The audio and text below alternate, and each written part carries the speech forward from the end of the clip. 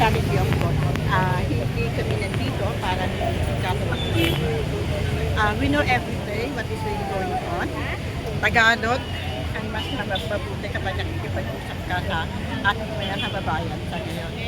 Ako po ay isang masasabi na nagmamahal sa ating bayan. Lalong-lalo na po sa katarungan, honesty, at ang liberty na dapat natin sa bawat isa sa ating Pilipino. Bakit po kayo narito ngayon? Ngayon ay narito kami upang magbigay at maghihatag sa ating Supreme Court. Alam namin na Supreme Court ang pinakamataas, right, na magdidesisyon sa lahat ng bagay according to Constitution, Philippine Constitution natin. Huwag natin baliwin yun kasi pag binaliwala natin ang Philippine Constitution as well the decision of the judges and as well as the Supreme Court for suspension, it will be a great katsara, basura. Then, huwag natin ipakita na ang Pilipino basura. We are not basura. In fact, I believe sa mga newscaster natin, mga reporters na katulad nyo ng GMA, I still do believe to do all people. Na please, start. Sana wag kayo tampo sa akin, if I will say, wag nyo sana balik na rin. Bakit po ito? Opo. Ma'am, itong signature campaign po para sa... Yung signature campaign na to is for the subject of urgent request for resolution on petition concerning the arrest of former President Rodrigo Roa Duterte. We would like to bring him back. You also, I'm sure, gusto ninyo siyang ibalik kasi sinabi nga ng mga polis, ng mga ordinaryong mamamaya natin na meron tayong Supreme Court at meron tayong bakas na dapat dito siya, bigyan ng hearing if ever. Kung talagang mapatunayan lahat ng mga evidences that they had. So, nag-gather kayo ng pirma? Nakapag-gather na ako. Personally, I downloaded this picture. This form, I downloaded through the help of this story. Okay? At nakapagpapirma ako sa lugar namin sa San Pedro. Ayan, napasabi ko yung pangalan ko kung saan ako. Okay? Nakapagpapirma ako almost how many pieces of this like that through LBC Network. At doon ay walang tuloy na galing kung kanino man. Yun ay personal na sa puso galing sa akin. Ganun din sa aking pamilya at kaibigan. Kung financial support na yun lang, hindi namin kailangan. Okay? Hindi namin kailangan na somebody is going to support us. Na ito lang, ito gagawin. No. Bigyan kami po ang bawat isa sa atin. Okay? Katulad na may puso kayo, kaya kayo natutulog. Ma'am, ilan ang target nyo sana na signature? We done, of course, as much as possible, marami talaga. At marami pa rin talaga gusto magkaroon ng mga signatures pa sa ibang bansa. At marami pa talaga gusto pirma. Hanggang ngayon, repapirma din sila, repapirma din pa sila. If ever, kunin pa rin nila. Opo. Ano po ba sa loobin ninyo na maging isang taon na po ang dating Pangulo doon sa The Hague? Ayoko umiyak ha.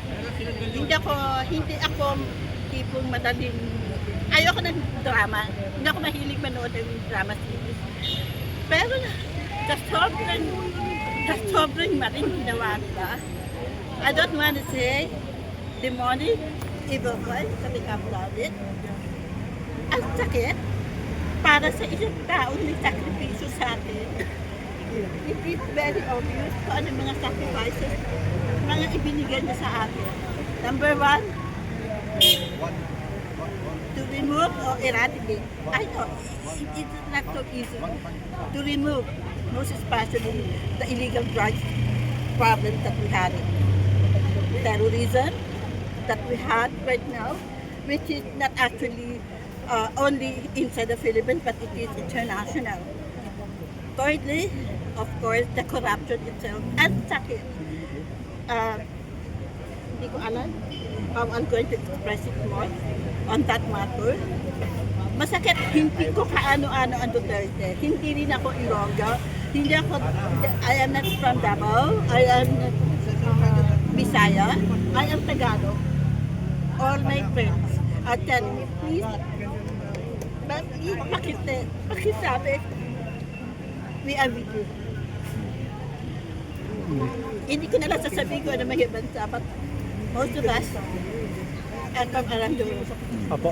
Ma'am, ito pagsasama-sama niyo po ngayong araw, tumapat po ito dun sa first day po ng hearing po ng ICC.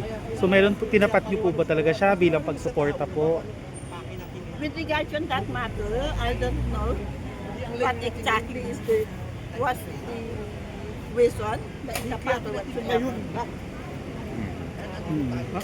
Pero ngayon po, ano balak nyo dyan sa mga nag-gather?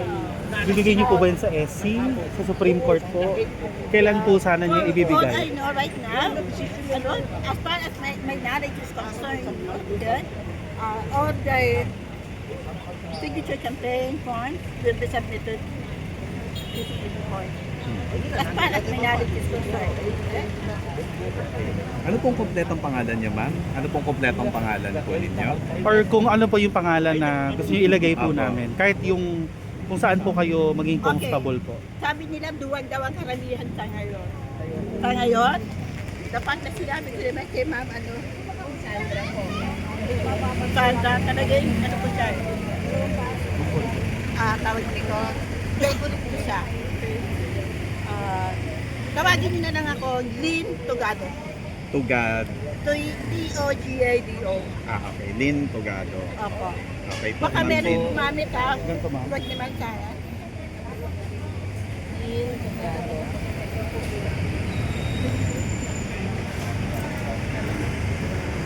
Ano yan? Atogado. Togado. Togado. T-O ha, T-O. T.O. Ito ma'am, okay lang gamitin to? Yung Yeah. name. Okay lang. Thank you, Wait, ma'am. hindi ako nandito ha, para... As Duterte supporter, tama po ba? I Walang am, grupo, sabi mo. Walang grupo. Basta lagyan namin Duterte supporter po. Okay lang po yun. yeah. Supporter naman. Oo. Because we have, I had